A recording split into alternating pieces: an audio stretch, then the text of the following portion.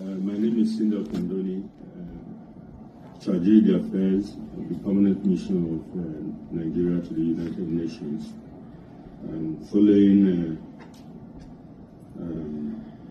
deliberations at the Interparliamentary Union Women Parliamentary Meeting,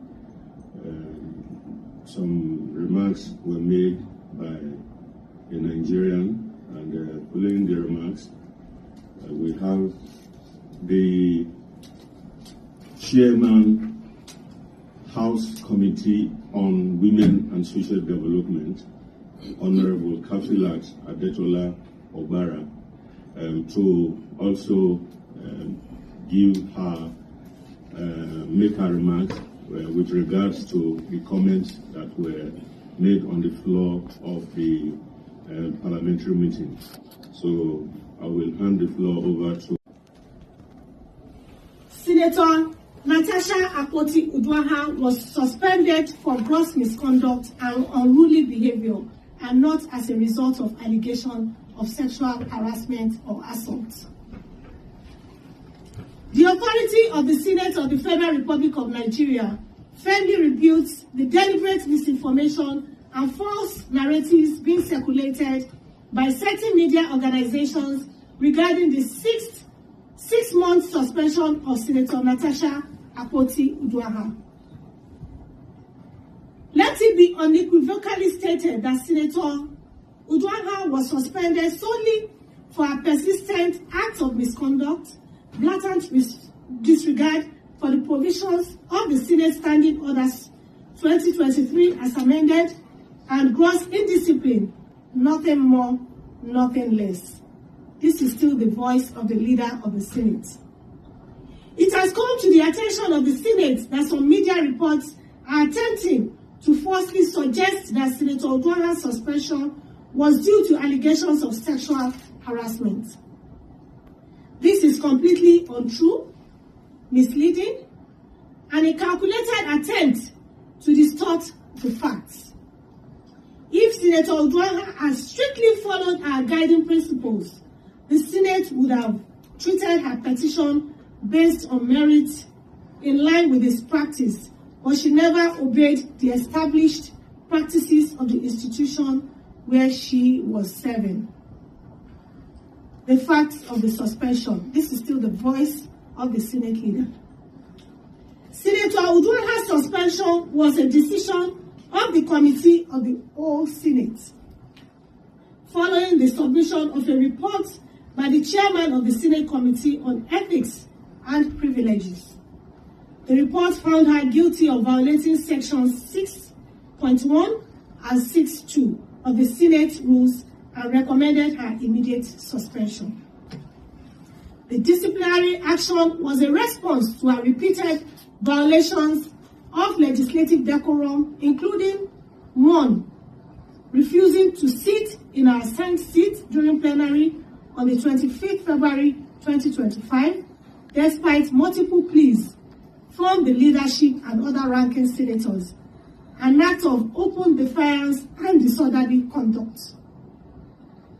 2, speaking without being recognized by the presiding officer in clear violation of parliamentary practices and procedures on the 25th February 2025. 3, engaging in unruly and disruptive behavior, obstructing the orderly conduct of Senate proceedings. 4, making abusive and disrespectful remarks against the leadership of the Senate. 5, defying and refusing to comply with the summons of the Senate Committee on Ethics and Privileges mandated to investigate cases of misconduct. These actions represented a direct challenge to the authority of the Senate and a violation of the Senate Standing Orders 2023 as amended, that govern the business of the Senate and the conduct of its members.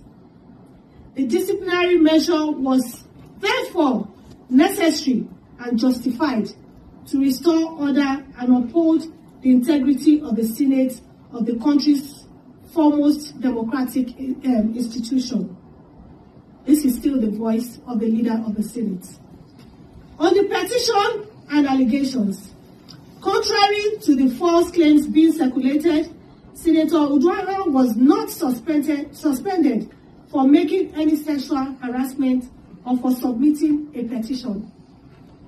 Her petition was rightfully discountenanced because it failed to meet the clear and established procedural requirements for submitting petitions to the Senate. The rules of the Senate apply to all members without exception, and no petition, regardless of its subject, can be considered if it does not follow due process.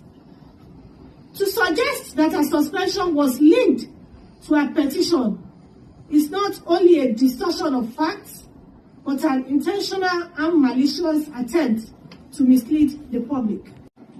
Condemnation of misleading media reports. The Senate strongly condemns the irresponsible and unethical reporting by some media organizations that have deliberately twisted the facts to suit a false narrative.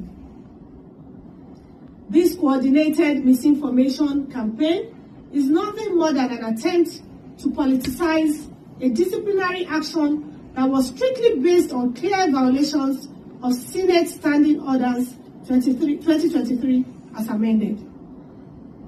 It is reckless, misleading, and a disservice to the people of the Federal Republic of Nigeria and the whole world who deserve truthful and factual reporting. We therefore urge all foreign correspondents and responsible media houses to correct these misrepresentations and avoid propagating falsehoods that undermine the integrity of Nigeria.